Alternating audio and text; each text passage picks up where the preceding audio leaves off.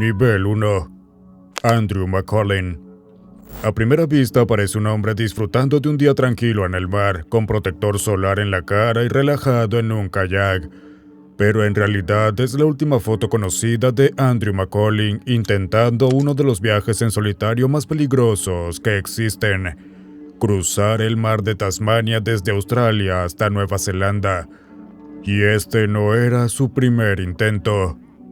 I wonder if I'm exceeding my limit at times. En diciembre de 2006, Andrew intentó la travesía solo en un kayak modificado. Tras apenas una noche tuvo que dar la vuelta. El frío era insoportable y no podía mantenerse caliente, pero eso no lo detuvo. El 11 de enero de 2007, Andrew volvió a partir. Esta vez creía haber resuelto su mayor problema: sobrevivir el tiempo suficiente a las gélidas y violentas condiciones para llegar a Nueva Zelanda. Para dormir en el mar usaba una cápsula especial de fibra de vidrio apodada Casper. La cápsula sellaba el kayak y atrapaba aire en su interior, ofreciendo refugio para capear las tormentas. Pero había un riesgo importante. Cuando la cápsula estaba guardada detrás de la cabina, se llenaba de agua. Si el kayak se volcaba, no podía enderezarse solo. Andrew tendría que salir, voltear el kayak en aguas abiertas y volver a subir por sus propios medios. Era peligroso, pero Andrew estaba decidido. Se despidió de su familia y partió consciente de todos los riesgos. Durante más de un mes combatió tormentas, volcadas y olas incesantes. Cada día que sobrevivía parecía acercar más la posibilidad de lograrlo. Y entonces llegó la tragedia. A solo 55 kilómetros de la costa de Nueva Zelanda, Andrew envió una señal de socorro. Entre el estruendo de las olas, le dijo a los rescatistas que su kayak se estaba hundiendo.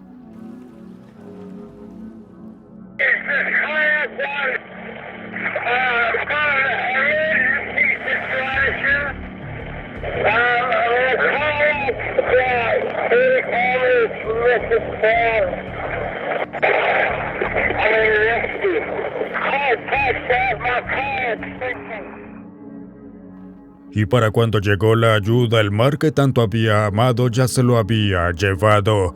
Su kayak fue recuperado posteriormente, parcialmente inundado, pero su cuerpo nunca fue encontrado. La cápsula había desaparecido y los investigadores creen que una ola gigante pudo haberla arrancado, sobre todo porque partes de la misma ya estaban dañadas. El 10 de febrero de 2007, la búsqueda fue oficialmente cancelada y Andrew McCollin fue declarado muerto. Algunos aún se aferran a la posibilidad de que haya llegado a Nueva Zelanda, desapareciendo a pocos momentos de completar el viaje por el que lo arriesgó todo. Esta fue apenas la número 1 de las 31 fotos con trasfondos cada vez más perturbadores que he recopilado en este iceberg, incluyendo a una pareja que murió solo 5 minutos después de su boda y a una mujer que mató a toda su familia para cobrar el seguro. Así que empecemos por la punta del iceberg.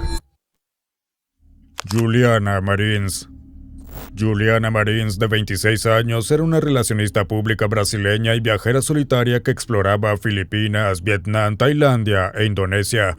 En junio de 2025 fue de excursión al Monte Rinjani con 5 compañeros, pero nunca regresó. El Monte Rinjani, el segundo volcán más alto de Indonesia, es tan hermoso como peligroso. Sus senderos empinados y angostos y su clima impredecible exigen buena condición física, guía profesional y equipo adecuado. Los ascensos suelen tardar entre 2 y 4 días. Reconocida por su valentía, Juliana comenzó la escalada el 21 de junio de 2025. A medida que el grupo ascendía, ella se fue cansando y pidió descansar. Por razones desconocidas, su guía y el resto del grupo la dejaron sola cerca de una quebrada. Sola y desorientada, Juliana enfrentó la montaña por sí misma, y para cuando el grupo se dio cuenta de que había desaparecido, ya era demasiado tarde. Cayó aproximadamente 300 metros por debajo del sendero principal. Un dron la captó posteriormente consciente, lo que desencadenó un rescate de emergencia. Pero el terreno escarpado, helado y envuelto en densa niebla dificultaba enormemente el acceso. Los equipos de rescate intentaron llegar a pie, pero el avance era lento. Al día siguiente, Juliana había resbalado aún más, aproximadamente 600 metros por debajo de su ubicación inicial. Los helicópteros no podían acercarse de forma segura debido al clima y la visibilidad. El 24 de junio, los equipos de rescate indonesios finalmente la alcanzaron, pero solo encontraron su cuerpo sin vida. La autopsia confirmó que había muerto de fracturas múltiples y hemorragia interna, aproximadamente 20 minutos después de la caída. Esta última foto la captura sonriendo, llena de vida y alegría, sin saber que las montañas que tanto amaba terminarían por reclamarla. El beso de la muerte. El amor y la felicidad lucen así.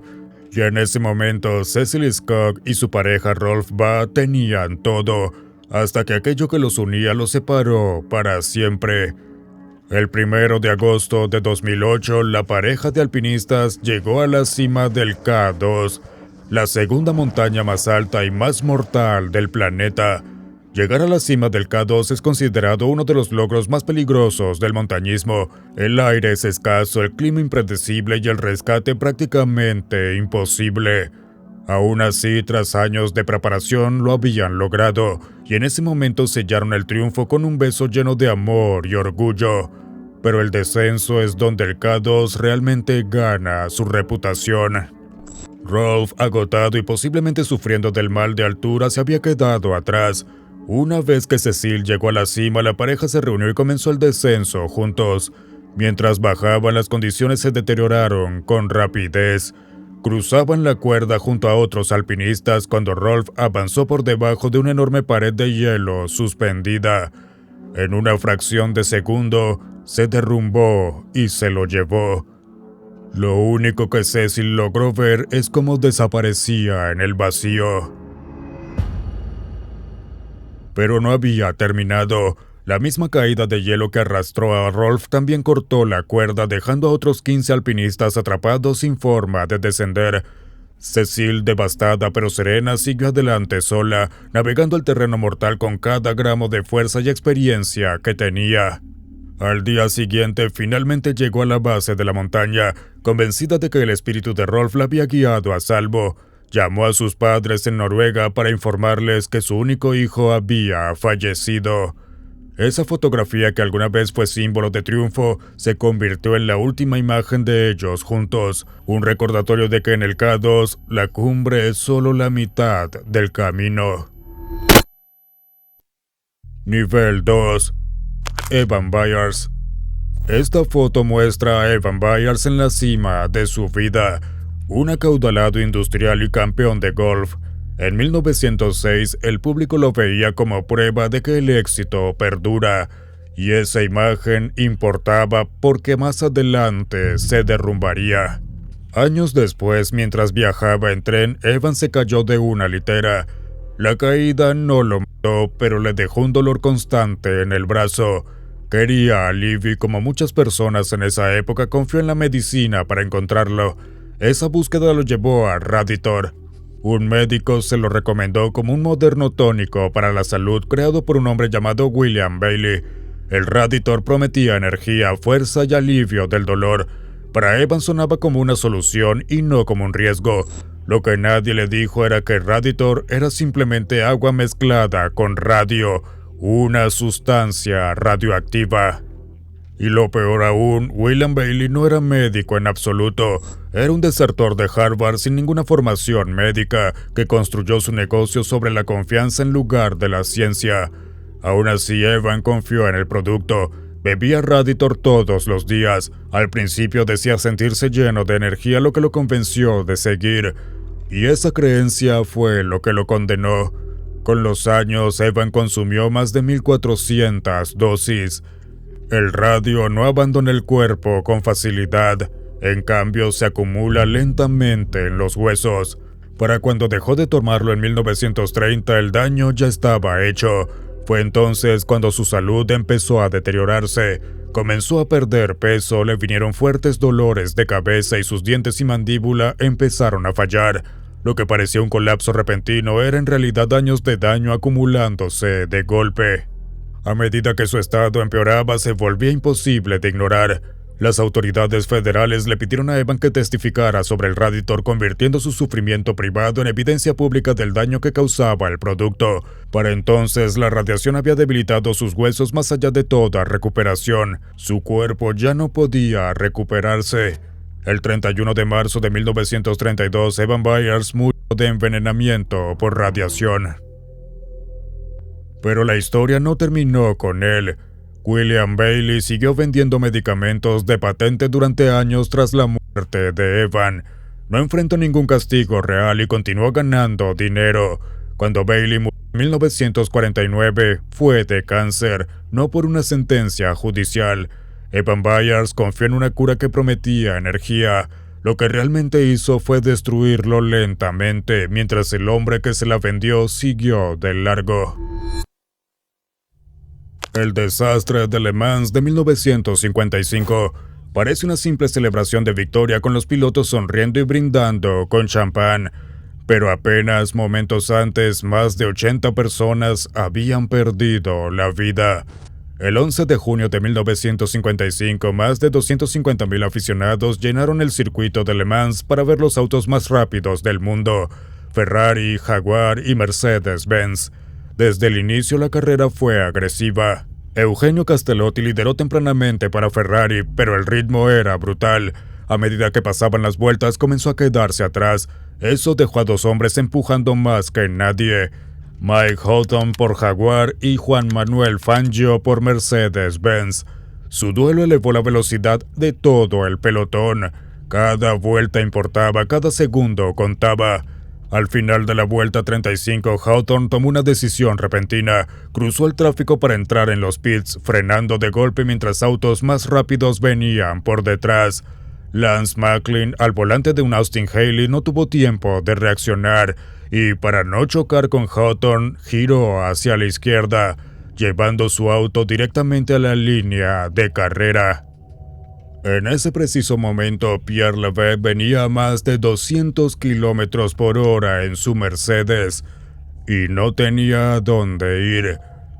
El auto de Levesque golpeó al de Macklin, salió despedido por los aires y voló hacia las tribunas. El impacto destrozó el auto y partes del motor y fragmentos metálicos explotaron entre la multitud antes de que el vehículo se incendiara. En segundos, las tribunas se convirtieron en una zona de desastre. Más de 80 espectadores murieron. El propio Pierre Levesque murió al instante. En la pista, el auto destrozado de Macklin chocó contra las barreras. Varios oficiales resultaron heridos por la metralla esparcida por el auto. Macklin sobrevivió saltando por encima del terraplén, muy afectado pero vivo. A pesar del caos, Houghton y el equipo de Jaguar continuaron la carrera. Con Mercedes retirado y Ferrari fuera de la competencia, los principales rivales de Jaguar habían sido eliminados. Ganaron la carrera por 5 vueltas de ventaja. Mientras más de 80 personas yacían agonizando, Hawthorne y su equipo brindaban con champán en la línea de meta. La carrera tuvo un ganador. El costo de esa victoria ya había sido pagado con sangre. Vuelo 901 de Air New Zealand.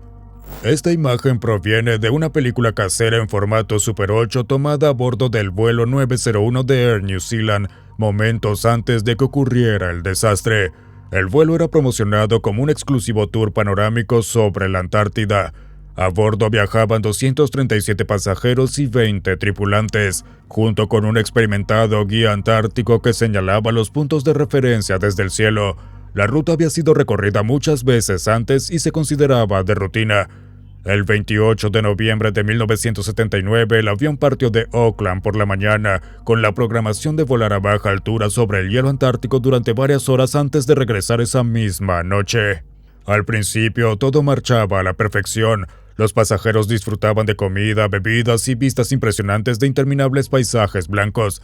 Se sentía como una aventura única en la vida. Lo que nadie a bordo sabía era que la ruta de vuelo había sido modificada la noche anterior. Air New Zealand actualizó las coordenadas de navegación de la aeronave, pero no informó a los pilotos. Sin saberlo, habían puesto el avión en curso de colisión directa con el monte Erebus, un volcán de 3.700 metros de altura oculto entre nubes y nieve. Creyendo que volaban sobre hielo plano, la tripulación descendió para ofrecer a los pasajeros una mejor vista. Lo que no podían ver era la montaña que se alzaba justo al frente. El terreno blanco y las nubes se fusionaban creando una ilusión visual mortal conocida como blancura total. A las 12:49, el vuelo 901 impactó contra las laderas del monte Erebus a máxima velocidad. No hubo advertencia ni tiempo de reacción.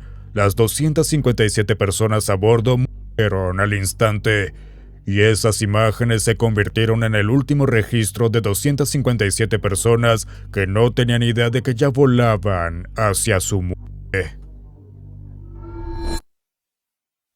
La tripulación del transbordador espacial Columbia. En 2003, el transbordador espacial Columbia despegó en su misión, el primer vuelo desde el desastre del Challenger en 1986, y al igual que el Challenger, terminó en tragedia. La tripulación posó frente a la cámara, sonriendo, bromeando y listos para el lanzamiento, confiados y ansiosos por hacer historia. Durante 16 días trabajaron en órbita tomando fotos, realizando experimentos y preparándose para el regreso.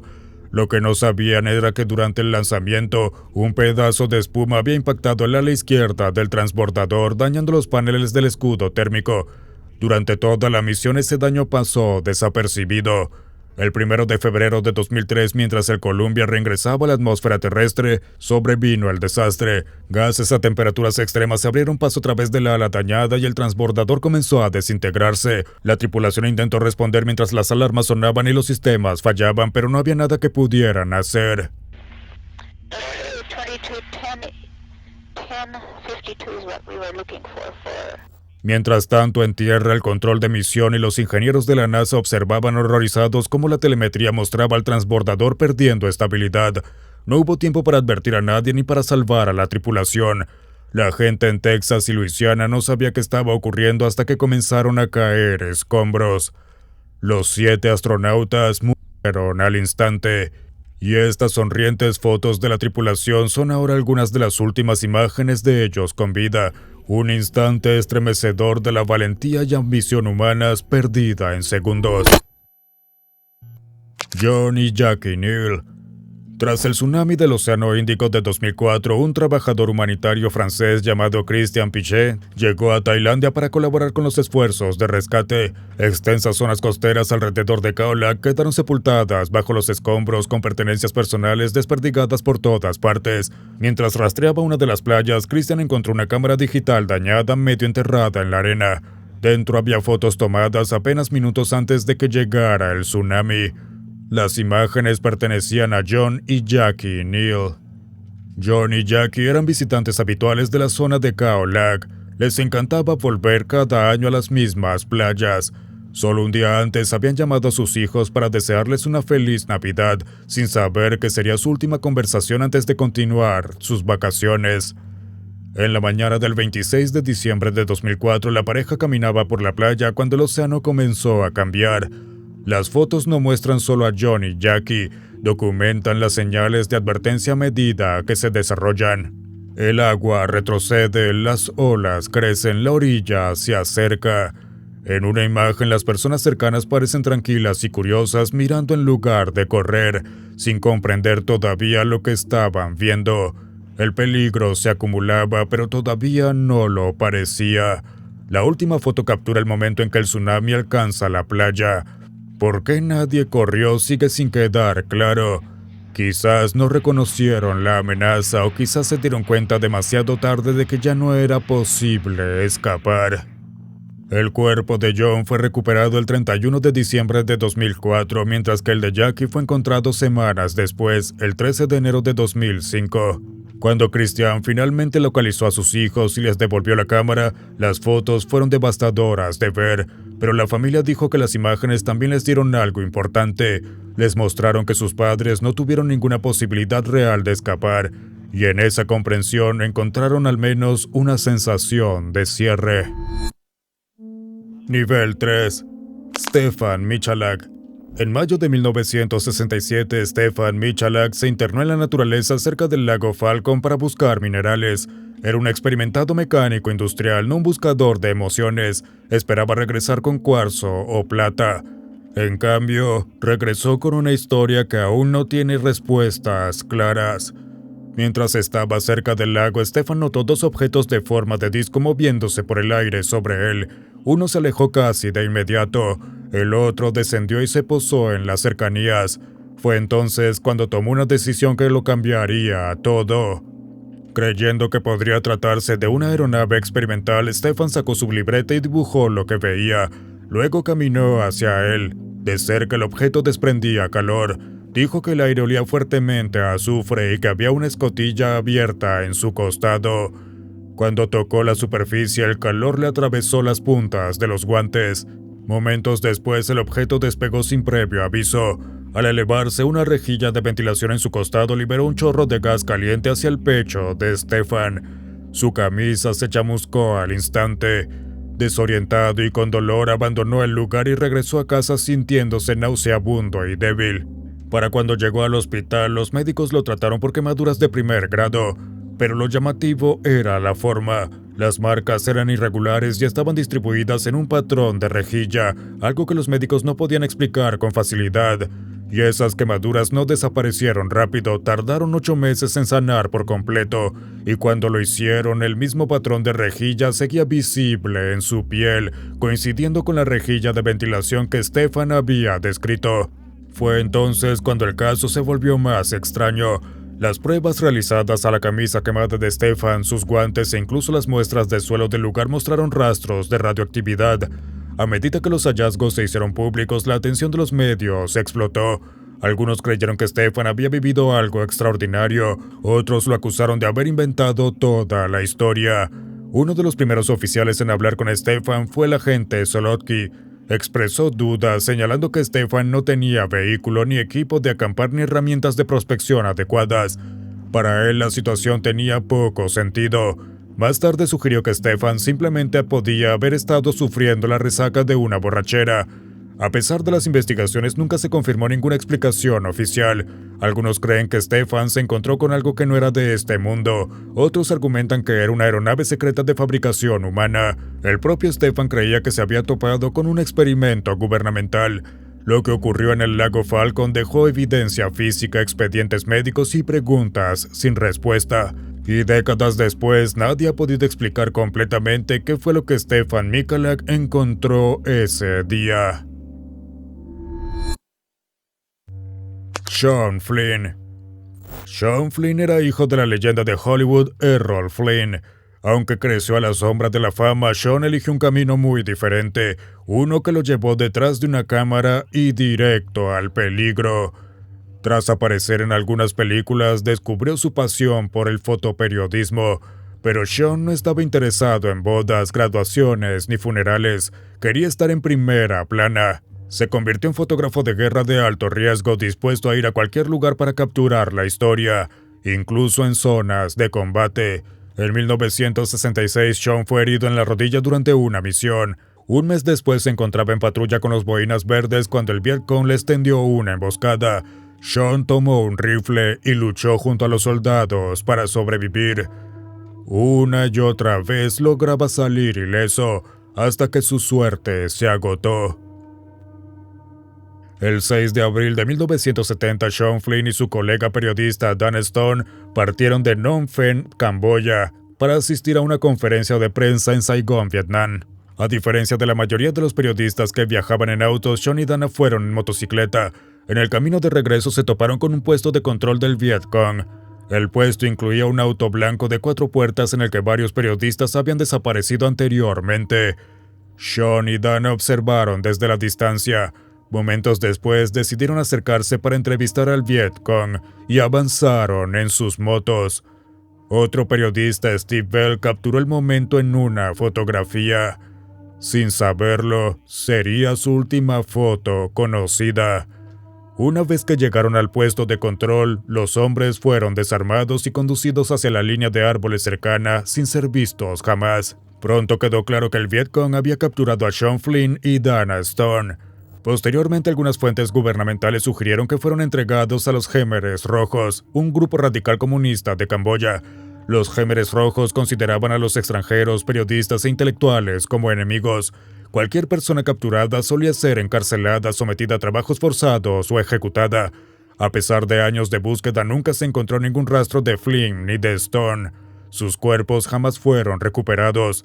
La madre de Sean, Lily Damita, pasó años y una fortuna siguiendo pistas por todo el sudeste asiático. En 1984, sin ninguna respuesta, se vio obligada a aceptar la verdad y lo hizo declarar legalmente muerto.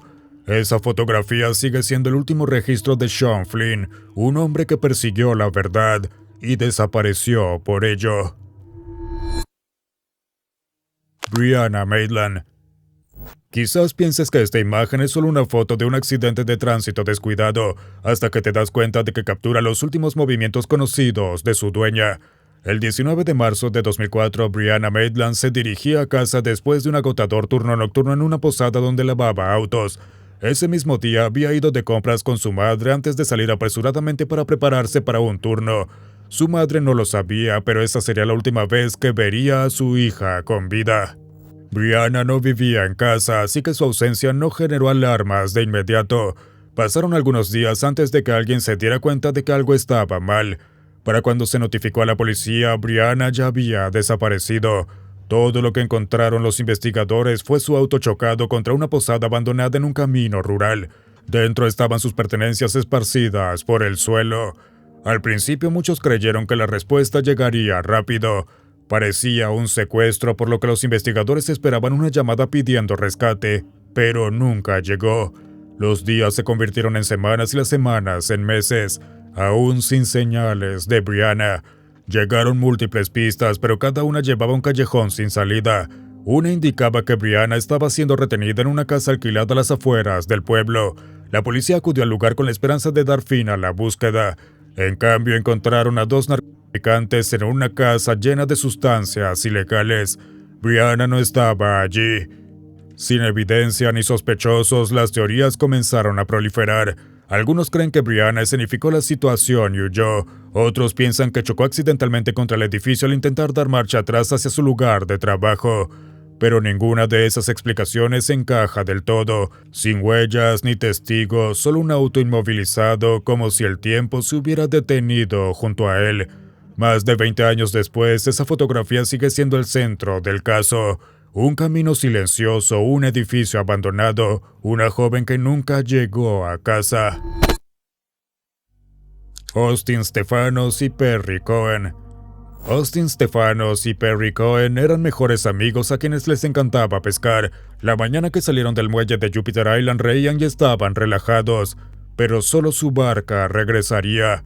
El 24 de julio de 2015, los adolescentes partieron en una lancha de 5,8 metros de motor único, registrada a nombre de la madre de Austin. No eran principiantes imprudentes, ambos habían pescado en aguas abiertas muchas veces, a menudo solos. Austin ya había operado la embarcación antes y se sentía seguro manejándola. Antes de salir del muelle, Austin se comunicó con sus padres alrededor de las 11:25 de la mañana. Todo parecía normal. Lo que no sabían era que los chicos tenían planes más ambiciosos. Les habían dicho a sus amigos que querían ir hacia las Bahamas. La idea no era ilegal, pero la barca era pequeña, la distancia era larga y el clima ya se estaba complicando. Poco después de la llamada de Austin, el Servicio Meteorológico Nacional emitió alertas por fuertes tormentas eléctricas y vientos de hasta 65 kilómetros por hora. Ya fuera que nunca vieran la alerta o que creyeran poder adelantarse, Austin y Perry siguieron adelante. Nunca más se los volvió a ver. Cuando los chicos no regresaron, los primeros esfuerzos de búsqueda se vieron ralentizados por una suposición clave. Las autoridades creían que los adolescentes podían haber continuado hacia el sur de forma intencional. Esa teoría parecía encajar con la última publicación de Austin en redes sociales, una foto de los dos sosteniendo cañas de pescar con el pie de foto "Peace out, Job". Sus amigos dijeron que esa frase significaba que se habían ido a las Bahamas. Con el paso del tiempo las condiciones empeoraron. La barca no tenía baliza de posición de emergencia, ni radio, ni GPS. Rastrearla se volvió casi imposible. 2 días después, el 26 de julio, la Guardia Costera localizó la embarcación a la deriva cerca de Daytona Beach. La marcó como una boya de datos y continuó la búsqueda de Austin y Perry, pero los chicos nunca fueron encontrados. La búsqueda oficial terminó el 31 de julio de 2015. Durante meses, la mayoría asumió que habían desaparecido durante la tormenta. Luego, en marzo de 2016, la barca apareció de nuevo a casi 160 kilómetros de Bermudas. Dentro seguían sus pertenencias. El equipo también encontró el iPhone de Austin, lo que para muchos fue un destello de esperanza de que quizás contenía pistas sobre lo que realmente ocurrió. Pero el encendido y la batería estaban apagados, un detalle inusual para alguien enfrentando un peligro inminente. A pesar de las investigaciones y teorías, nunca se halló evidencia de algún crimen. Hoy en día, el último momento claro que tenemos de Austin Stephanos y Perry Cohen es esta foto final. Dos amigos sonriendo en aguas tranquilas, sin saber que sería la última imagen apacible que se tomaría de ellos. Fantasmas en el glaciar. En 1973, un grupo de 8 personas partió hacia la cima de la Aconcagua en Argentina, por la extremadamente difícil ruta del glaciar de los polacos. Si lo lograban, se convertirían en el 5º equipo en la historia en haberlo hecho. A pesar de no ser considerada una ruta muy técnica, es brutalmente peligrosa por el aire enrarecido, las temperaturas bajo cero, el mal de altura y los vientos fuertes. Inicialmente la escalada avanzó según lo planeado. El equipo llegó a Argentina y en solo 2 días estaban en el campamento base a 4.200 metros de altura. El ánimo era alto y el avance rápido, pero 6 días después la montaña comenzó a hacer estragos. 2 escaladores dieron la vuelta, otro abandonó el ascenso, pero permaneció más abajo en la montaña mientras el resto seguía adelante. Al día siguiente el grupo restante alcanzó un campamento alto a 6.100 metros, y fue entonces cuando las cosas empezaron a empeorar. Varios de los escaladores restantes comenzaron a sentirse mal, irracionales y desorientados. Jim Petrosky mostraba claros signos de mal de altura severo, por lo que su guía lo escoltó de regreso dejando a 4 escaladores aún comprometidos con llegar a la cumbre: Arnold Macmillan, Bill Seller, John Cooper y Janet Johnson. Decidieron seguir adelante. A unos 6.400 metros, el grupo dejó la mayor parte de su equipo atrás para moverse más rápido. Esa noche excavaron una cueva de nieve y durmieron sin bolsas de dormir bajo el brutal frío. A la mañana siguiente, John Cooper regresó solo, incapaz de continuar. Los otros siguieron, pero más tarde ese día, Janet Johnson se separó del grupo. Cuando la volvieron a encontrar, los escaladores restantes se ataron entre sí y acamparon por la noche. A la mañana siguiente, solo Macmillan y Seller lograron regresar al campamento de los 6.100 metros. Janet Johnson había desaparecido. Cuando la expedición regresó a Estados Unidos, el equipo creyó que tanto Janet como John habían muerto a consecuencia de lesiones cerebrales relacionadas con la actitud, posiblemente edema cerebral o pulmonar. Era un desenlace trágico, pero lamentablemente no inaudito a altitudes extremas. Luego la montaña devolvió algo. A finales de 1973, un equipo de búsqueda descubrió el cuerpo congelado de John Cooper. Su expresión facial sugería terror. Más perturbador aún era una profunda herida cilíndrica en el abdomen. La autopsia reveló como causa de muerte un traumatismo craneal severo. Pero había más. 2 años después, en 1975, el cuerpo de Janet Johnson fue descubierto. Llevaba ropa inadecuada para las condiciones. Sus anteojos y un carrete de películas seguían en su bolsillo. Los experimentados montañistas que recuperaron su cuerpo quedaron perturbados por la escena, convencidos de que algo estaba profundamente mal. Al igual que Cooper, su causa de muerte fue listada como lesión cerebral. Durante décadas, la especulación rodeó a la expedición. Algunos creyeron que los escaladores se habían vuelto unos contra otros. Otros pensaron que el pánico, las alucinaciones o el agotamiento llevaron a decisiones fatales. Nada pudo probarse. Y luego, en 2020, el glaciar se desplazó de nuevo. La mochila de Janet Johnson emergió del hielo, conservada durante casi 50 años. Dentro había una cámara de 35 milímetros cargada con películas sin revelar. Cuando se procesó la película, reveló momentos de la escalada que nadie había visto jamás. Imágenes congeladas en el tiempo, pero casi medio siglo después lo que realmente ocurrió en la ruta del glaciar de los polacos de la Concagua sigue siendo desconocido. Natalee Holloway. Estos estudiantes estaban de viaje de graduación a 5 días de Aruba. Se suponía que era una celebración del fin de la secundaria y el inicio de la adultez. En cambio, se convirtió en uno de los casos de personas desaparecidas más inquietantes de la historia reciente. Una de esas estudiantes era Natalee Holloway, una alumna distinguida que iba a asistir a la Universidad de Alabama con una beca completa. Por todos los indicios tenía su futuro trazado. En la noche del 30 de mayo de 2005, Natalee salió con sus amigos a celebrar. Esa noche le tomaron una foto en una discoteca. Cerca de la 1:30 de la mañana, sus amigos la vieron salir del bar con un estudiante holandés que vivía en la isla, Joran van der Sloot, junto con otros 2 jóvenes. Fue el último avistamiento confirmado de Natalee. Cuando no regresó a su habitación de hotel a la mañana siguiente, sus compañeros asumieron que se había quedado a dormir con alguien y que volvería después. No fue así. Natalee tenía un vuelo a casa programado para ese día. Cuando no se presentó, la preocupación se convirtió rápidamente en pánico. A la tarde siguiente, el personal del hotel y los acompañantes contactaron a las autoridades. Los padres de Natalee llegaron a Aruba y se unieron a la búsqueda. Pocas horas después de su llegada, un empleado del hotel les mostró una foto de Joran van der Sloot saliendo de la discoteca con Natalee. La policía lo rastreó y lo interrogó. Al principio negó conocerla. Luego cambió su versión. Joran afirmó que él y los otros chicos llevaron a Natalee a la playa y luego la dejaron cerca de su hotel alrededor de las 2 de la madrugada. Dijo que estaba en estado de ebriedad y que se cayó al bajar del auto, rechazando su ayuda. Según él, mientras se alejaban, un hombre vestido de negro con ropa de seguridad se acercó a ella. Ese relato encendió las alarmas. La policía detuvo a 2 exguardias de seguridad del hotel conocidos por acercarse a turistas en la noche. Sin embargo, no se encontró evidencia que los vinculara con Natalee y fueron liberados sin cargos. Para entonces, la búsqueda había escalado masivamente. Cientos de voluntarios de Aruba y Estados Unidos se sumaron. El gobierno arubeño incluso dio un día libre a los empleados públicos para ayudar en la búsqueda. A pesar del enorme esfuerzo, no se encontró ningún rastro de Natalee. Era como si hubiera desaparecido. Los investigadores volvieron a Joran van der Sloot y a los otros 2 hombres, y esta vez sus versiones ya no coincidían. Uno dijo que Natalee fue dejada en su hotel, otro dijo que la dejaron en la playa. A pesar de las inconsistencias, la policía dijo que no tenía evidencia física suficiente para hacer un arresto. A medida que pasaron los años, el caso se enfrió, pero nunca se cerró.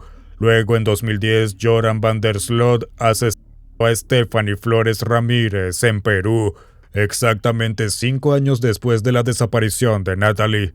Más tarde confesó ese crimen, pero siguió negando la responsabilidad en la desaparición de Natalee.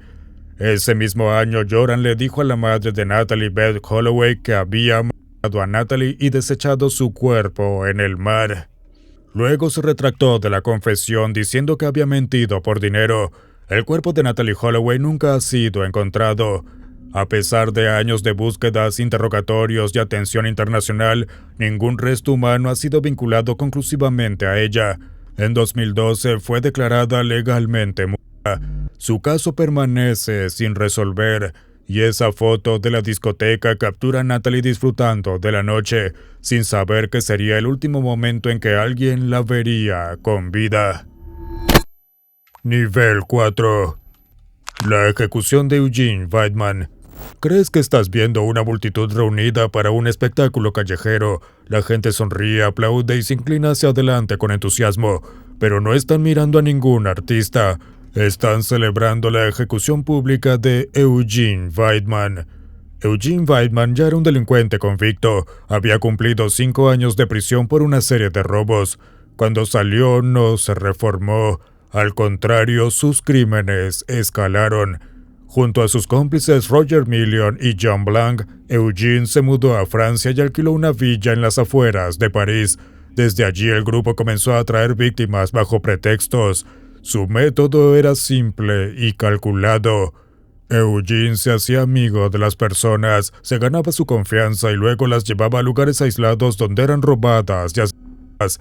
En julio de 1937 conoció a una joven bailarina de Nueva York llamada Jean de Coven.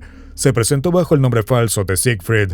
Alto, encantador y seguro de sí mismo, Eugene causó una fuerte impresión.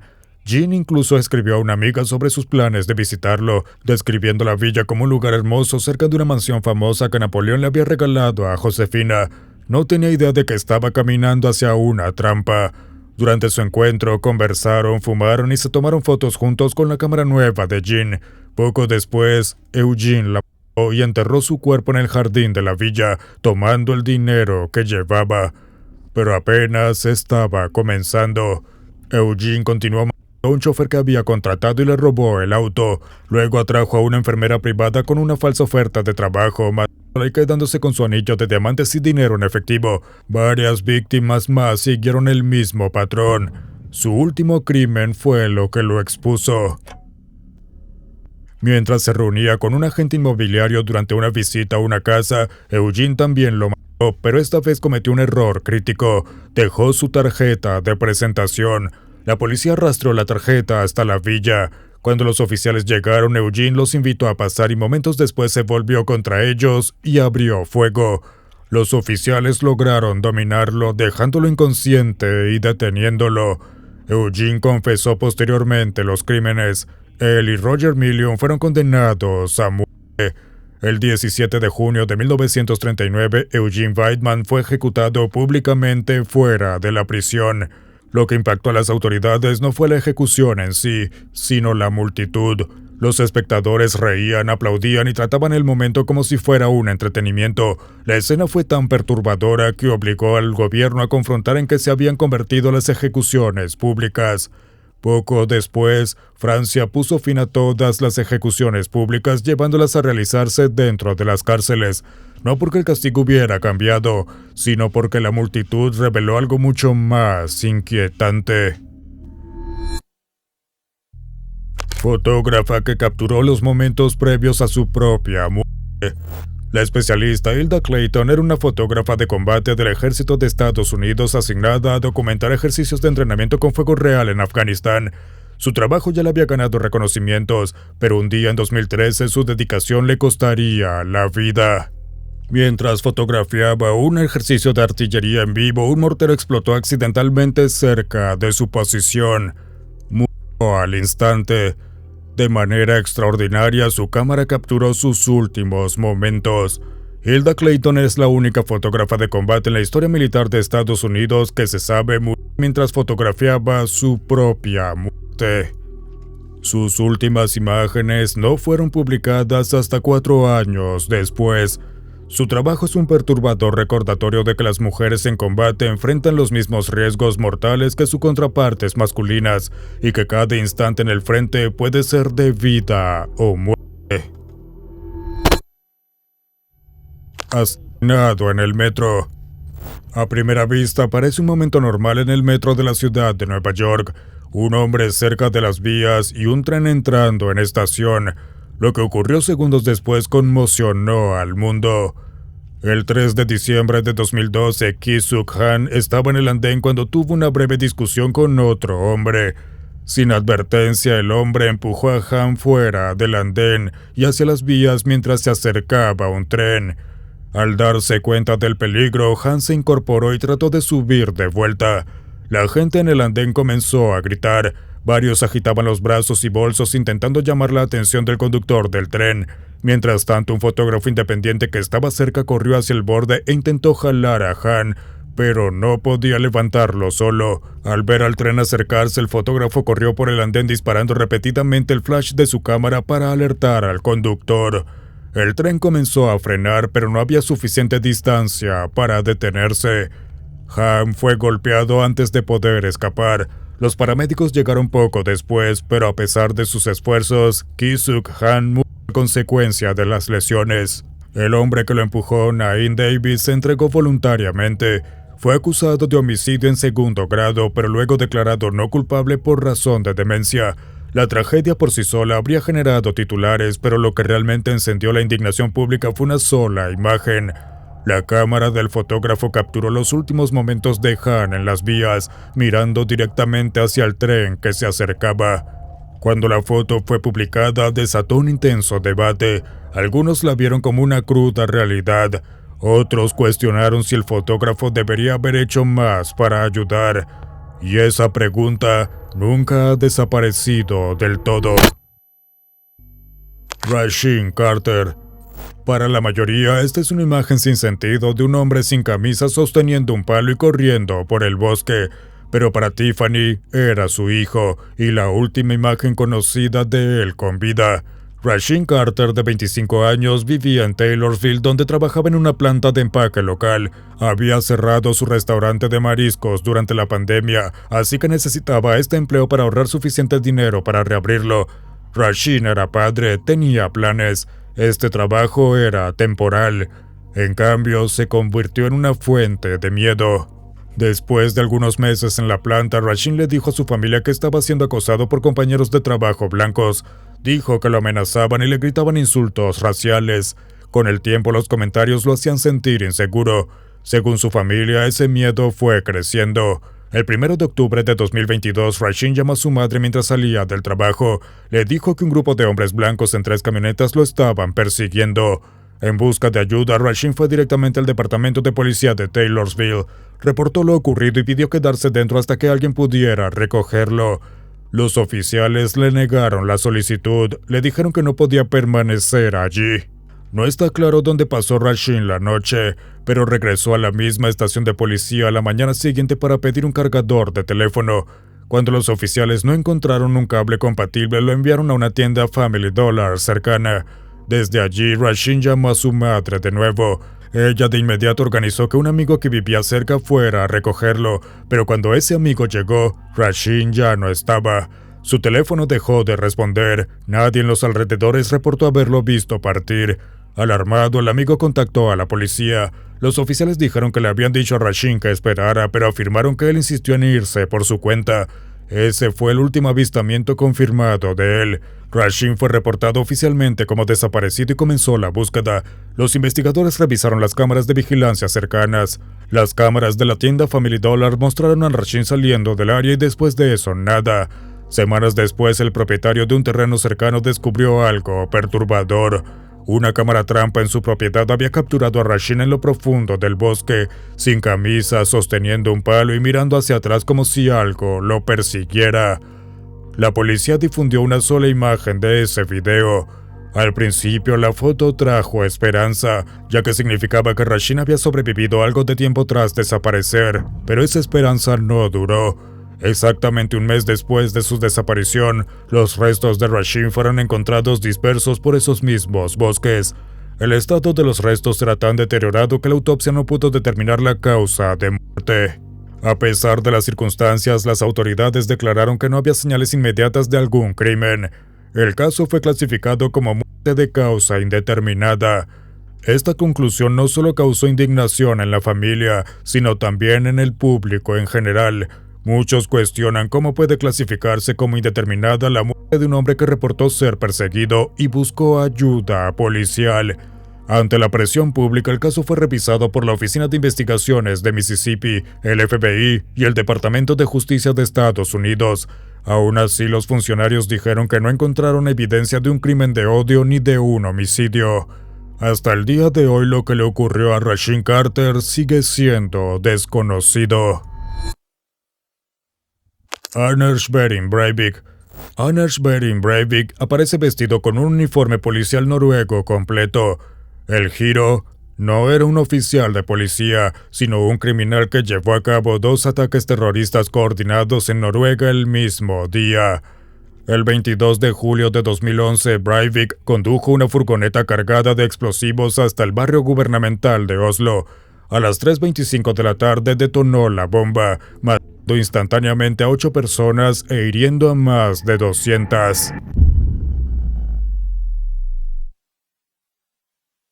Mientras las autoridades se apresuraban a rescatar a las víctimas e identificar al perpetrador, Breivik ya se dirigía a la isla de Utoya, sede de un campamento juvenil anual organizado por el Partido Laborista noruego. Ese día, más de 600 jóvenes estaban asistiendo. Para llegar a la isla, Breivik abordó un transbordador vestido con un uniforme policial casero. mostró identificación falsa al personal, quien creyó que era un oficial respondiendo al atentado de Oslo y lo dejó pasar. Una vez en la isla Breivik, abrió fuego. Sus ataques fueron rápidos y precisos. En minutos, más de 10 personas habían muerto, y cualquiera que intentaba moverse era baleado de nuevo para asegurarse de que no pudiera escapar. En solo una hora, mató a 69 personas e hirió a 32 más. La policía finalmente lo arrestó sin resistencia. Sumando el atentado de Oslo, el número total de víctimas mortales de los ataques de Breivik fue de 77. Durante el interrogatorio, Breivik afirmó que sus ataques tenían como objetivo salvar a Europa Occidental de una supuesta islamización y castigar al Partido Laborista por haber traicionado a Noruega. Fue condenado a 21 años de detención preventiva, la pena máxima en Noruega. Sin embargo, el tribunal puede extender su detención indefinidamente si sigue representando una amenaza para la sociedad. Y hoy en día, el hombre del uniforme policial continúa en prisión. Si eso te pareció perturbador, espera ver qué tan inquietante puede ser una traición íntima. Así que suscríbete y vamos más profundo, donde las cosas se pondrán muy personales. Nivel 5. El retrato del asesino del lago Bodön. El 4 de junio de 1960, 4 adolescentes finlandeses fueron a acampar junto al lago. Solo uno regresaría, y sus muertes dejarían un perturbador retrato policial que aún no tiene nombre. Dos chicas, Maila Björklund y Anja Maki, y sus novios Seppo Boisman y Nils Gustafsson, viajaban en motocicleta al lago Bodön para pasar un buen fin de semana poco después de haberse conocido como pareja. El primer día transcurrió sin problemas. Pescaron, nadaron, conversaron hasta bien entrada la noche y entraron a su tienda de campaña para dormir. Nada se sentía mal, pero alguien los estaba vigilando. Cerca de las 6 de la mañana, un grupo de chicos locales notó algo extraño. Vieron la tienda parcialmente derrumbada y a un hombre rubio alejándose del campamento. En ese momento no le dieron importancia y siguieron su camino. Pero cuando otra persona llegó al lugar, todo había cambiado. Los 4 adolescentes habían sido atacados antes del amanecer. La tienda había sido cortada desde afuera y las víctimas habían sido golpeadas mientras dormían adentro. Maila y Anja fueron encontradas sin vida, parcialmente desvestidas y con múltiples heridas de arma blanca. Seppo también fue brutalmente atacado y asesinado. Nils Gustafsson, sin embargo, seguía vivo. Tenía fracturas en los huesos faciales, graves lesiones en la cabeza y heridas de cuchillo, pero de alguna manera sobrevivió al ataque. Su supervivencia trajo esperanza y también trajo preguntas. Curiosamente, la mayoría de las heridas de las víctimas fueron infligidas a través de la tela de la tienda, lo que sugiere que el atacante nunca entró del todo. Aún así, la policía no tenía nada con qué trabajar. Encontraron las pertenencias de las víctimas en las cercanías, incluido el zapato de Nils, escondido a unos 500 metros de la escena del crimen. A pesar de esto, la policía perdió el control de la escena con rapidez. Se permitió que oficiales y civiles caminaran por el campamento pisoteando evidencia. Los detalles clave nunca fueron registrados correctamente. Para cuando los investigadores se dieron cuenta del daño ya era demasiado tarde. Aún así, lograron reducir sus sospechas a 2 hombres. El primero era Valdemar Gillström, un violento lugareño conocido por odiar a los campistas. Había sido visto cerca del lago y luego se jactó de los crímenes, pero no había evidencia física que lo vinculara. Murió en 1969 llevándose consigo cualquier respuesta. El segundo hombre era Hans Assmann, un hombre que vivía en las cercanías. Testigos afirmaron que su ropa estaba manchada de sangre la mañana posterior a los ataques. Aún así, la policía lo descartó con rapidez tras aceptar una coartada que nunca fue verificada del todo. Sin arrestos y sin pistas sólidas, los investigadores llegaron a un punto muerto. Lo único que quedaban eran las descripciones. Los testigos recordaban al hombre rubio alejándose del lugar, y Nils dijo haber vislumbrado al atacante vestido de ropa oscura, con ojos que parecían extrañamente brillantes con la poca luz disponible. A partir de estos fragmentos, la policía elaboró lo que se conocería como el retrato del asesino del lago Bodön. El rostro era frío, vacío e inquietante, pero incluso esa imagen no logró desvelar la verdad. Durante décadas el caso permaneció congelado en el tiempo. Luego, en 2004, todo cambió. Más de 40 años después, las autoridades finlandesas reabrieron el caso y, para sorpresa del público, acusaron a Nils Gustafsson, el único sobreviviente. Los fiscales afirmaron que Nils había matado a sus amigos en un arrebato violento y había escenificado la escena para parecer un ataque extremo. Argumentaron que el alcohol había jugado un papel y sugirieron que la violencia escaló tras una discusión. Para entonces, Nils estaba casado y tenía hijos. Fue arrestado y llevado a juicio por 3 homicidios. Sin embargo, la evidencia forense no respaldó la teoría. Los testimonios de testigos eran inconsistentes y el ADN encontrado en la escena no coincidía con Nils. En 2005, Nils Gustafsson fue completamente absuelto y posteriormente recibió una compensación por procesamiento injusto. Hasta hoy, el asesino del lago Bodom sigue siendo desconocido y el misterio permanece sin resolver. La crisis de rehenes de Gladbeck. A primera vista parece una toma cinematográfica de una mujer, pero momentos después de tomarse esta foto, estaría muerta. El 16 de agosto de 1988, 2 hombres, Hans-Jürgen Rosner y Dieter Degowski, entraron a un banco en Gladbeck, Alemania Occidental, con intención de robarlo. Una vez adentro, los empleados les entregaron 120.000 marcos alemanes a punta de pistola. Mientras tanto, un testigo había hecho una llamada de emergencia, lo que provocó que las autoridades llegaran más rápido de lo que los ladrones anticipaban. Incapaces de escapar, Rosner y Degowski tomaron a 2 empleados del banco como rehenes y exigieron un vehículo de escape, grandes sumas de dinero y paso seguro fuera de la ciudad. Para evitar un derramamiento de sangre, la policía aceptó y les entregó 300.000 marcos y un Audi 100 blanco como auto de escape. Lo que no sabían era que el vehículo estaba equipado con dispositivos de rastreo y escucha.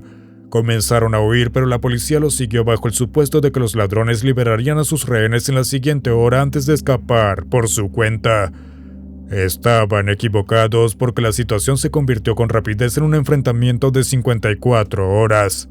Mientras los ladrones conducían sin rumbo durante varias horas, la situación se intensificó. En lugar de establecer un perímetro seguro, se permitió que los periodistas invadieran la escena, entrevistando a los secuestradores a través de las ventanillas abiertas del auto. Ponían cámaras en sus caras, les hacían preguntas e incluso revelaban en vivo por televisión los movimientos de la policía. Por eso los criminales sabían exactamente dónde estaban los agentes y ajustaban sus planes en tiempo real. Una situación desesperada era tratada como entretenimiento televisivo en vivo. Esto continuó hasta el día siguiente. El 17 de agosto, los criminales condujeron hasta Bremen, donde la situación aún escaló más. Secuestraron un autobús urbano con más de 30 pasajeros. La policía volvió a fallar en asegurar el área. Durante el enfrentamiento, el joven Emanuel de Giorgi, de 15 años, intentó proteger a su hermana antes de que Degowski la viera correr y le disparara por la espalda, matándolo al instante. Los ladrones luego obligaron a los pasajeros a servir como escudos humanos mientras conducían el autobús hacia los Países Bajos. A las 2:28 de la madrugada del tercer día, el autobús cruzó la frontera. La policía holandesa bloqueó la mayoría de los vehículos de la prensa y se negó a negociar mientras hubieran niños presentes. Así los ladrones liberaron a todas las mujeres y niños. Solo quedaron 2 rehenes, Silke Bischofs e Ines Vogel. Los ladrones continuaron conduciendo, comprando en farmacias, panaderías y supermercados, pagando con el efectivo del banco. Los patrulleros intentaron perseguirlos, pero era difícil por los vehículos de periodistas que bloqueaban el camino. Más tarde, los secuestradores le dijeron a sus rehenes que los liberarían al amanecer, pero en ese punto los oficiales en persecución recibieron órdenes de actuar, incluso a riesgo de la vida de los rehenes. La policía finalmente acorraló el auto de los ladrones y lo embistió, pero no volcó como estaba previsto. Finalmente se desató un tiroteo y mientras Ines Vogel logró escapar, Silke Bischoff recibió un disparo en el corazón y murió. Después de 5 minutos de tiroteo, Rosner y Degowski se rindieron. Ambos fueron arrestados y posteriormente condenados a cadena perpetua por secuestro y robo a mano armada. A pesar de la gravedad de sus crímenes, ambos hombres fueron liberados en libertad condicional en 2018. La última foto de Tina Watson. Parece una foto submarina normal, una mujer posando para su esposo durante un buceo. Pero mira con más atención y notarás algo inquietante. En el fondo del océano, detrás de ella hay otro buceador boca arriba e inmóvil. Este buceador es Tina Watson. Solo 11 días después de su boda, Tina y su esposo Gabe Watson viajaron a Australia para un viaje de buceo. Uno de sus buceos estaba planeado en el naufragio del SS Yongala, un sitio conocido por sus fuertes corrientes y dificultad. Tina apenas había obtenido su certificación de buceo unos días antes de la boda. Gabe, en cambio, era mucho más experimentado. Era buceador de rescate certificado y había completado más de 50 inmersiones. Tina creía que si algo salía mal, su esposo podría ayudarla. El 22 de octubre de 2003, cerca de las 10:30 de la mañana, la pareja entró al agua junto a otros buceadores. Menos de 2 minutos después de la inmersión, Tina perdió el conocimiento y comenzó a hundirse hacia el fondo del océano. En lugar de rescatarla, Gabe nadó hacia la superficie para pedir ayuda. Más tarde afirmó que Tina había señalado que estaba en apuros y que cuando intentó ayudarla, ella accidentalmente le golpeó la máscara y el regulador de aire. Según Gabe, esto lo dejó brevemente sin poder ver ni respirar, y para cuando se recuperó, Tina ya se hundía demasiado rápido para alcanzarla. Unos 10 minutos después, su cuerpo fue recuperado, pero era demasiado tarde. Tina había muerto. Aunque el forense determinó que la causa de muerte fue ahogamiento, otros buceadores cercanos reportaron una escena diferente. Uno dijo haber visto a Gabe abrazar a Tina, luego soltarla y nadar hacia arriba, abandonándola. A medida que avanzaba la investigación, las inconsistencias se acumulaban. Gabe dio más de 11 versiones distintas de lo ocurrido. Cuando se le preguntó por qué no intentó pasos estándar de rescate como compartir el aire o quitarle el cinturón de lastre a Tina, afirmó que su entrenamiento no cubría rescates a esa profundidad. Los investigadores no quedaron convencidos. Una inspección mostró que el equipo de buceo de Tina funcionaba correctamente. No había señales de falla mecánica que explicara su repentina angustia. A pesar de las crecientes sospechas, no había suficientes pruebas para retener a Gabe en Australia. Regresó a Estados Unidos, donde luego presentó un reclamo por el seguro de vida de Tina, nombrándose a sí mismo como beneficiario. Los investigadores luego plantearon una posibilidad mucho más siniestra, que Gabe podría haber desactivado el suministro de aire de Tina sosteniéndola hasta que perdiera el conocimiento, luego restaurado el aire y permitido que se hundiera antes de subir él. Las autoridades australianas eventualmente acusaron a Gabriel Watson de homicidio culposo. En 2009 se declaró culpable y fue sentenciado a 4 años y medio, que se suspendieron tras cumplir solo 12 meses. Muchos consideran que la pena fue demasiado leve. Tras su liberación y regreso a Estados Unidos, el caso fue finalmente desestimado por falta de evidencia suficiente. La foto sigue siendo la última imagen de Tina Watson con vida. Un momento congelado que aún levanta preguntas que ningún tribunal ha respondido por completo. Nivel 6. La tragedia segundos después de la boda. Una foto de boda suele capturar el inicio de una vida juntos, pero para Harley y Rhiannon capturó el final. Harley Morgan y Rhiannon Boudreau habían estado juntos desde la secundaria. Para 2019 habían crecido uno al lado del otro y decidieron que era momento de casarse. Harley le propuso matrimonio el 20 de julio y planearon una boda navideña para el 20 de diciembre, pero antes de la ceremonia querían oficializarlo. El día en que se tomó esta foto, algunos familiares los acompañaron al juzgado donde fueron declarados legalmente esposos. Después, los recién casados posaron juntos sonriendo. Parecían emocionados, aliviados y listos para empezar su vida juntos. Y ese momento no duró. Harley y Rhiannon salieron del juzgado en el auto de Harley para dirigirse a la oficina principal y registrar su certificado de matrimonio. Detrás de ello, la madre y la hermana de Harley lo seguían en otro vehículo. Cuando Harley salió para incorporarse a la autopista, su auto chocó con una camioneta que remolcaba un tráiler cargado con un tractor. El impacto hizo que el auto rodara varias veces antes de detenerse en una zanja directamente frente a la madre y la hermana de Harley. Se detuvieron de inmediato y corrieron hacia el vehículo accidentado intentando desesperadamente ayudar, pero no había nada que pudieran hacer. 5 minutos después, el mismo juez que acababa de casarlos llegó a la escena para declararlos muertos. La foto tomada momentos antes es el único registro de ellos como marido y mujer, una instantánea de todo lo que estaban a punto de comenzar y nunca tuvieron la oportunidad de vivir.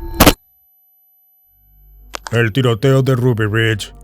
Esta foto muestra a Vicki Weaver parada fuera de la cabaña familiar sosteniendo a su bebé. Minutos después, estaría muerta. ¿Cómo terminó un operativo diseñado para arrestar a un solo hombre con una madre abatida por un francotirador federal? Vicki Weaver y su esposo Randy Weaver eran supremacistas blancos y fundamentalistas religiosos que creían que el gobierno era corrupto y que el mundo se acercaba a su fin. Por ese miedo eligieron el aislamiento. La pareja compró 8 hectáreas remotas en Ruby Ridge, Idaho, y construyó una cabaña sin electricidad ni agua corriente. La distancia para ellos significaba seguridad. Ese aislamiento fue lo que los puso en el radar del gobierno. Las autoridades federales comenzaron a rastrear a Randy Weaver por sus vínculos con grupos antigubernamentales. Tras meses de vigilancia, vendió un arma ilegal a un agente encubierto. La venta les dio a los fiscales una oportunidad. Randy fue acusado y citado a comparecer ante el tribunal, pero se negó. Esa sola decisión lo escaló todo. El 21 de agosto de 1992, los alguaciles federales se movilizaron para arrestar a Randy Weaver cerca de su cabaña. En lugar de un arresto tranquilo, se encontraron con el hijo de Randy, Sammy, y un amigo de la familia, Kevin Harris. Durante esa confrontación, un alguacil adjunto fue asesinado. Cuando Sammy corría de regreso hacia la cabaña, fue apaleado. Ahora la situación había cruzado una línea. Al día siguiente, el equipo de rescate de rehenes del FBI rodeó la propiedad. Las reglas de enfrentamiento fueron modificadas. Los agentes ahora estaban autorizados a disparar a adultos armados a la vista. Mientras Randy Weaver estaba cerca de la puerta de la cabaña junto a Kevin Harris y Vicki Weaver, un francotirador del FBI le disparó.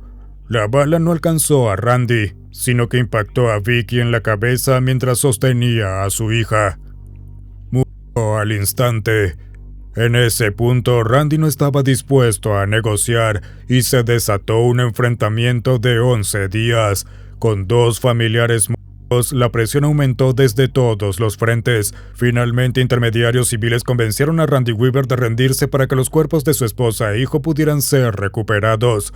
Las consecuencias fueron inmediatas y a nivel nacional. Las investigaciones revelaron posteriormente que el FBI había utilizado reglas de enfrentamiento inusualmente agresivas, permitiendo fuerza letal incluso cuando no existía una amenaza inmediata. La política conmocionó al público y generó audiencias en el Congreso. En los tribunales, tanto Randy Weaver como Kevin Harris fueron absueltos de la mayoría de los cargos, incluyendo responsabilidad por la muerte del alguacil. Años después, el gobierno de Estados Unidos pagó a la familia Weaver más de $3 millones en acuerdos por las muertes de Vicki y Sammy. Pero ningún acuerdo podría deshacer la imagen que permanece: una madre sosteniendo a su bebé sin saber que sería su último momento. Alan Ruby. Esta foto muestra a Alan Ruby riendo con amigos durante un fin de semana de fútbol americano, sin saber que toda su familia ya estaba muerta en casa. Alan tenía 21 años y era el hijo mayor de Tinker y John Ruby, un prominente editor de periódico local. Junto a su hermana menor Catherine, la familia vivía cómodamente gracias al negocio periodístico. Alan nunca lo olvidó y lo presumía. Mientras Catherine llevaba una vida modesta, el estilo de vida de Alan era lujoso y público. Publicaba en redes sociales artículos de diseñador, autos caros y vacaciones exóticas. Sus padres estaban preocupados, pero no afectó las finanzas familiares hasta que los ingresos del periódico comenzaron a caer con el auge de los medios digitales. Para 2013, la fortuna familiar se estaba reduciendo. Aún así, Alan seguía gastando de manera desenfrenada. Cuando sus padres le cortaron el dinero, recurrió al engaño. De alguna manera le sacó $5,000 a su abuela, que usó para viajar a París, visitar la Torre Eiffel y comprar artículos de diseñador. Al enterarse, el padre de Alan lo hizo arrestar por fraude, pero en lugar de ir a prisión, recibió libertad condicional y un curso obligatorio de orientación sobre el abuso de sustancias. Eso debería haber sido una señal de alerta para cambiar su rumbo. En cambio, Alan escapó. Para financiar su estilo de vida, pidió dinero a prestamistas usureros viajando por Europa mientras mantenía la fachada de una exitosa presencia en redes sociales, y para cuando regresó debía $3,000. Con presiones crecientes y sin ingresos legales, vio solo una manera de mantener su estilo de vida: la herencia familiar y los seguros de vida. El 9 de octubre de 2014, mientras su padre estaba fuera, Alan sacó una pistola de su camioneta. Sin decir una palabra, le disparó a su madre. Como no murió, le disparó una segunda vez. Eso fue suficiente, pero no había terminado. Cuando su hermana Catherine entró en la casa, también le disparó. Luego esperó una hora a que su padre regresara, y cuando entró por la puerta, Alan también lo mató. Después tomó la pistola y el disco duro de las cámaras de seguridad y se registró en un hotel de lujo en Dallas para un fin de semana de fútbol americano con sus amigos. Esa noche incluso publicó una foto desde la ventana de su habitación como cortada. La familia no fue descubierta hasta 4 días después, cuando una empleada del hogar llegó y encontró los cuerpos. Alan se mostró visiblemente afectado cuando la policía lo notificó, pero los oficiales se mantuvieron escépticos, y ya que había violado su libertad condicional al salir de la ciudad, lo detuvieron. Bajo custodia y presión constante, Alan finalmente confesó el asesinato de su propia familia. Aunque dijo que había tirado la pistola al lago, la policía la encontró en una bodega junto con el disco duro. Con esa evidencia en mano, Alan Ruby fue condenado a 3 cadenas perpetuas consecutivas y permanecerá en prisión el resto de su vida. Jasmina Dominic. Esta es Jasmina Dominic, una estudiante croata cuya vida ya había sido marcada por las dificultades, pero que estaba decidida a construir un futuro para sí misma. Ese futuro sería cortado trágicamente. Jasmina y su hermana mayor, Smelana Cerned, crecieron en un pequeño pueblo en Croacia. Durante la Guerra de Independencia croata, sus padres se fueron a trabajar al extranjero, dejando a las chicas a valerse por sí mismas. Jasmina se enfocó en sus estudios, decidida a construir una vida mejor. Smelana, en cambio, dedicó su tiempo a trabajos temporales, el juego y las fiestas. Sus diferencias provocaban frecuentes discusiones, pero como hermanas encontraban maneras de convivir. Eventualmente su padre nunca regresó. Jasmina se mudó a Zagreb para continuar sus estudios, visitando su casa solo cuando era necesario. Para el año 2000 dejó de regresar por completo. Algunos compañeros de escuela la veían ocasionalmente, pero después de eso desapareció sin dejar rastro. Su padre intentó reportarla desaparecida, pero su estado de embriaguez llevó a la policía a desestimar el caso. Pasaron los años sin avances. Para 2005 su madre regresó de Alemania. La reportó como desaparecida, pero las autoridades le dijeron que Jasmina vivía en el extranjero y que estaba en contacto con la familia. La policía incluso registró su casa, pero no encontró nada sospechoso en ese momento. Durante casi 2 décadas todos creyeron que Jasmina estaba en el extranjero, hasta febrero de 2019. Un corte de luz provocó el descongelamiento de un congelador abandonado en la casa. Smelana siempre había advertido a la familia que no se acercaran a él, pero el olor los obligó a investigar. Ninguno de ellos estaba preparado para lo que estaban a punto de descubrir. Dentro del congelador, junto a alimentos viejos, había restos humanos envueltos en bolsas y tela. Se alertó a la policía y la identificación confirmó lo peor. El cuerpo pertenecía a Jasmina Dominic. Una autopsia reveló que había muerto por múltiples golpes en la cabeza que le causaron lesiones fatales en el cráneo y el cerebro. Los investigadores determinaron que Smelana, la única hermana que vivía en la casa en ese momento, había golpeado a Jasmina con un objeto contundente y luego había ocultado su cuerpo en el congelador. Durante 19 años, la familia había vivido en la misma casa que los restos ocultos de su hija, creyendo que estaba en el extranjero. Smelana Cerned fue arrestada, declarada culpable de homicidio y condenada a 15 años de prisión. Nivel 7. Terry Joe Duperold. Arthur Duperold, de 40 años, había soñado durante mucho tiempo con llevar a su esposa e hijos a un crucero familiar de una semana de Florida a las Bahamas. Logró ese sueño, pero le costaría todo. La familia Duperold pasó muchos años ahorrando dinero y para 1961 tenían suficiente para el viaje. Arthur contrató el Bluebell, un yate de 18 metros, y contrató a un conocido navegante local llamado Julian Harvey, junto con su sexta esposa, como cocinera a bordo. El 8 de noviembre la familia partió del puerto y en los días siguientes visitaron diferentes lugares y participaron en diversas actividades. Para el 13 de noviembre tenían programado regresar a Florida. Pero la tragedia los alcanzó. Alrededor del mediodía de ese día, Julian Harvey fue visto agitando los brazos frenéticamente desde un bote auxiliar, sosteniendo el cuerpo inerte de uno de los hijos de los Duperold. Afirmó que un mástil había caído separándolo de la familia y que se había declarado un incendio a bordo del yate. Según él, escapó solo mientras Arthur, su esposa y los demás niños murieron.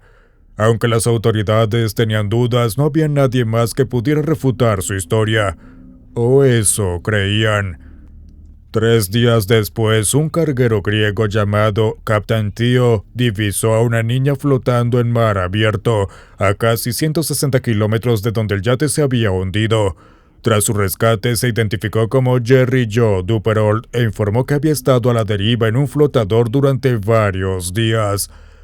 Apenas podía hablar, estaba deshidratada, gravemente quemada por el sol y muy débil.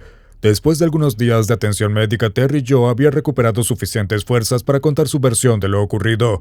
Esa noche en el yate, Terry Joe fue despertada por los gritos de su hermano. Cuando subió a cubierta, vio a su madre y a su hermano ya muertos. Terry Joe entonces vio a Julian Harvey, quien le ordenó que volviera al camarote. Minutos después, aceite y agua empezaron a entrar en el camarote. Fue entonces cuando Julian entró con un rifle, hizo contacto visual con ella, pero no le disparó. Momentos después el barco comenzó a hundirse. Terry Joe subió de nuevo y vio a Harvey preparando el bote auxiliar. Le dijo que sostuviera una cuerda, pero se le escapó de las manos. Harvey saltó al bote y la abandonó. Mientras el barco se hundía, Terry Joe agarró un pequeño flotador de corcho, se subió en él y derivó sola durante casi 3 días sin comida ni agua. Terry Joe insistió en que no había habido incendio ni mástil caído y que el mar estaba en calma, contradiciendo directamente la historia de Harvey. Días después, durante un interrogatorio programado, Julian Harvey fue informado del rescate de Terry Joe. Impactado, exclamó algo antes de pedir una extensión del interrogatorio. Tras salir de la comisaría, Julian Harvey se registró en un motel bajo el nombre de Joe Monroe. Luego escribió una nota de 2 páginas antes de quitarse la vida. Los investigadores descubrieron posteriormente que Harvey había tomado una póliza de seguro de doble indemnización sobre su esposa, que habría pagado el doble en caso de muerte accidental. Se cree que Arthur Duperold pudo haberlo descubierto en el acto, lo que llevó a Harvey a matar a la familia. Terry Joe sobrevivió a una pérdida inimaginable. Pasó 20 años evitando hablar públicamente de la tragedia y más adelante se casó, tuvo 3 hijos y vivió cerca del océano. Su supervivencia sigue siendo un testimonio de resiliencia y valentía. Una niña que soportó lo inimaginable y reconstruyó su vida. Eon In-suk. Detrás de esta foto simple y de aspecto tranquilo, hay una mujer capaz de crímenes que nunca hubieras imaginado posibles. Eon In-suk era una asesora de seguros que usó su conocimiento para manipular y dañar a las personas más cercanas a ella. Su primera víctima fue su esposo. Tras casarse con él, administró en secreto antidepresivos que lo dejaron incapacitado. Mientras estaba en ese estado, lo empujó, provocándole una conmoción cerebral y cobró una póliza de seguros por 340,000 wones. Ese mismo año le clavó un alfiler de ropa en el ojo derecho, dejándolo con daño corneal permanente. Los ataques continuaron durante años, todos disfrazados de accidentes o autolesiones. Para el momento de la muerte de su esposo en 2002, ella había cobrado aproximadamente 280 millones de wones en seguros. Ese mismo año se volvió a casar y sometió a su segundo esposo al mismo trato. Este murió en 2003 y ella cobró 38.8 millones de wones, pero no había terminado. Yeon se volvió contra su propia familia, cegó a su madre y a sus hermanos y luego intentó quemarlos vivos. Ambos hermanos sobrevivieron con quemaduras graves, pero ese ataque le generó otros 204 millones de wones. En 2005 lo intentó de nuevo. Incendió un apartamento alquilado para cobrar el seguro, matando a su casero e hiriendo a su familia. Incluso intentó prenderle fuego a la esposa del casero mientras la visitaba en el hospital. Pero esta vez no solo fracasó, quedó grabada en cámaras de seguridad. Durante la investigación, su hermano testificó que cualquiera que estuviera cerca de ella terminaba muerto o gravemente herido. Las autoridades pronto identificaron un claro patrón de daño deliberado y fraude de seguros. Yeon In-suk fue acusada de lesiones graves con premeditación, incendio doloso y fraude de seguros. En 2006 fue condenada y sentenciada a cadena perpetua. Permanece en una prisión de mujeres en Corea del Sur hasta el día de hoy.